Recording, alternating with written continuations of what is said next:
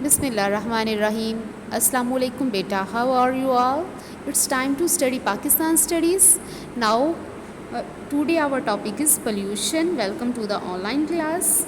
बेटा सबसे पहले देखिए कि मैंने ब्लू पेंसिल से पोल्यूशन से ऊपर जो है वो अंडरलाइन किया हुआ है, उसको देखिए कि वो कौन से माहौलियाती मसाइल हैं। ठीक है, the sum of the major environmental hazards being faced by the Pakistan में कौन से ऐसे मसाइल हैं जिनको हम आज भी फेस करें।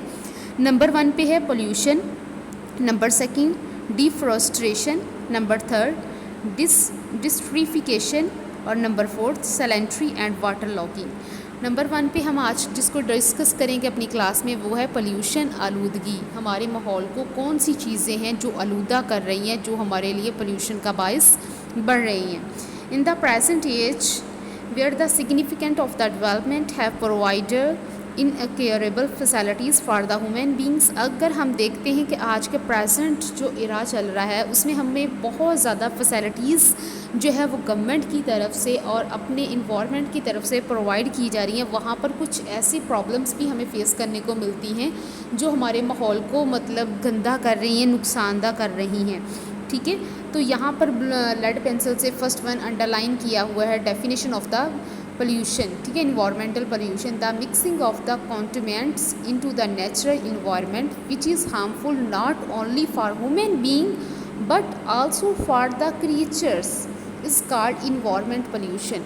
इस डेफिनेशन में क्या कहा जा रहा है कि हमारे माहौल में कुछ ऐसी चीज़ों का शामिल हो जाना जो ना सिर्फ इंसानों के लिए बल्कि दूसरे जानदार जिस तरह चरिंद परिंद बर्ड्स हैं, एनिमल्स हैं, वाटर एनिमल्स हैं, उनके लिए भी नुकसानदेह हो, वो हमारे जो हैं इन्वायरमेंटल पोल्यूशन है। There are 3 types of the environmental pollution: air pollution, water and land. First one is air pollution. Air pollution refers to increase the amount of the harmful gases in the air. जब हवा में बहुत ज़्यादा नुकसानदा गैसें शामिल हो जाती हैं such as the carbon dioxide and sulphur oxide etcetera.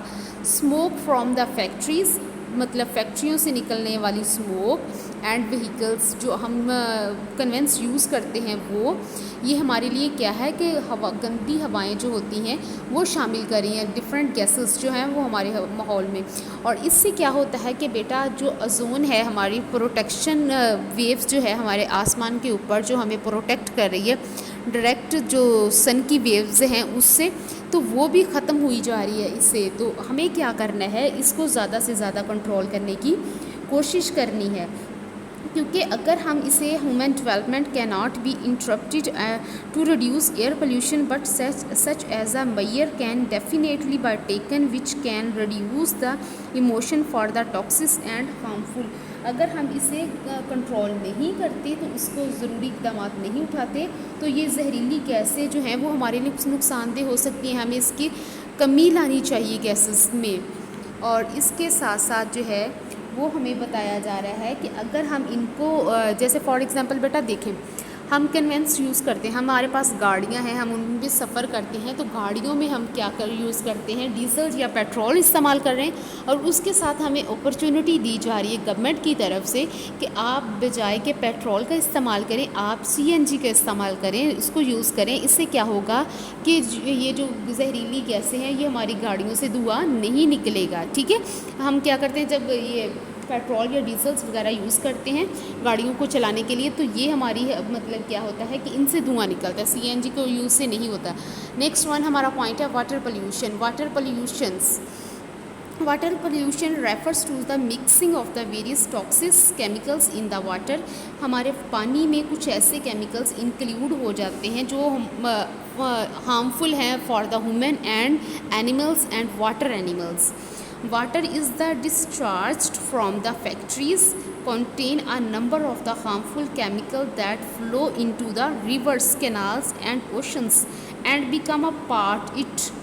अब यहाँ पर ये चीज़ बेटा बताई जा रही है कि जब हमारी फैक्ट्री से केमिकल्स वाला पानी निकलता है तो वो किन में डाल दिया जाता है, दरियाओं में, समंदर में या नहरों में, कैनाल्स में।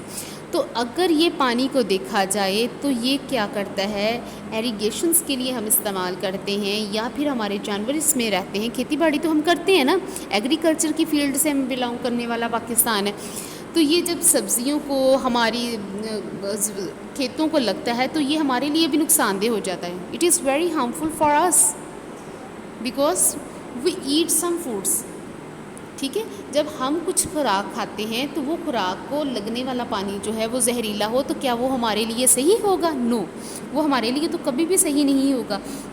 तो इसके लिए क्या कहा जा रहा है कि अगर हम ये मिल्स वगैरह से, फैक्ट्री से निकलने वाला पानी जो है, जो हार्मफुल है हमारे लिए, उसको फ़िल्टर करके बाहर निकालें साफ़ करके, और फिर उसे कैनाल्स में, ओशंस में और रिवर्स में डाल दें तो वो नुकसानदेह नहीं होगा। नेक्स्ट वन है लैंड पोल्यूशन।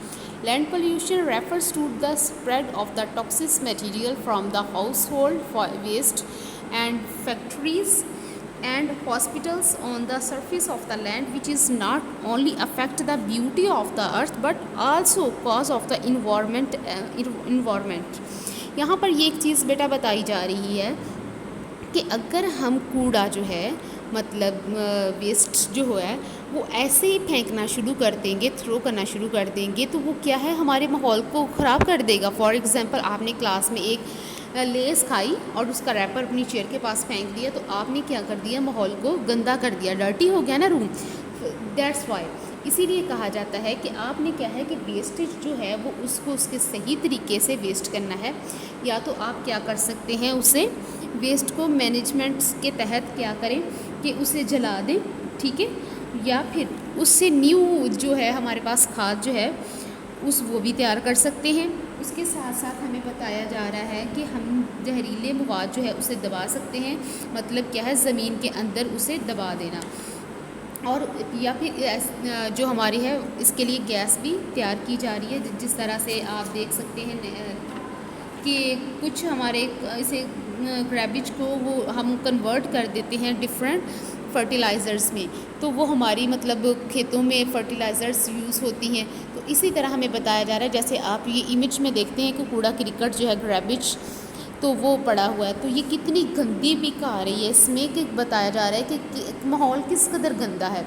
और अगर आपने अपने इर्द गिर्द को साफ़ नहीं रखेंगे तो आपकी सेहत भी सिक्योर नहीं है, चाहे वो पानी की सूरत में हो, ज़मीन की सूरत में हो, या फिर हवा की सूरत में हो, एयर की सूरत में। ठीक है, अगर आपने खुद को तंदुरुस्त रखना है तो आपको अपना माहौल साफ़ सुथरा रखना पड़ेगा। This is your today lesson. If you have any question you can ask me.